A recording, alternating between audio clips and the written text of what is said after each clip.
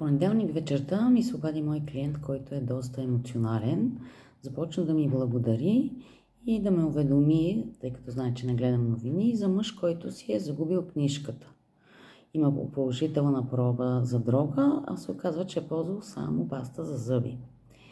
И както и преди съм проверявала и съм се интересувала и съм учила, така и този път реших да видя за основни съставки, които не би трябвало да се ползват в пастите за зъби.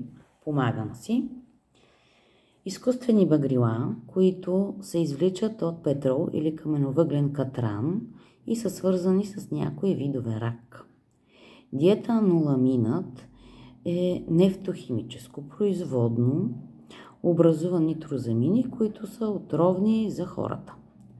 Натриев флуорет сулфат и натриев флуорил сулфат, които се използват като разпейващ агент в продукти за лична хигиена, като шампуани, сапуни, включително и паста за зъби.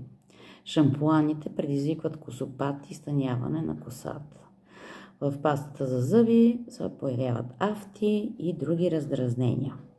Триклозан, който стимулира развитието на резистентни бактерии, пречи на нормалната хормонална функция, свързан с анормална функция на щитовидната жлеза и костно-минерална плътност, нарушена мускулна функция.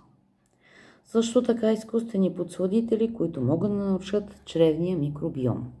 За какво ми благодари моя клиент, тъй като и той и аз от години ползваме една много функционална паста за зъби от серията Глистер.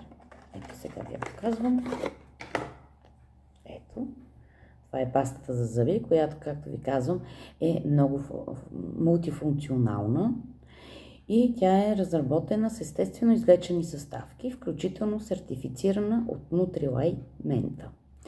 Мога да ви гарантирам за нея, че тя не съдържа пероксид, не съдържа захар, не съдържа алкохол, не съдържа парабени, не съдържа съставки от животински произход. Тя е част от системата за грижа за устната кухина Глистер и поддържа здравето на цялата уста за здрави зъби и венци и балансиран орален микробиом, както съм ви казвала и за други продукти от други брандове. Има гаранция за удовлетвореност 90 дни. Това са цели 3 месеца и ако не сте удовлетворени и не отговаря на вашите изисквания, вие можете да я върнете и да си получите парите обратно или може да я замените с друг продукт. Взимайте информирани решения и бъдете здрави!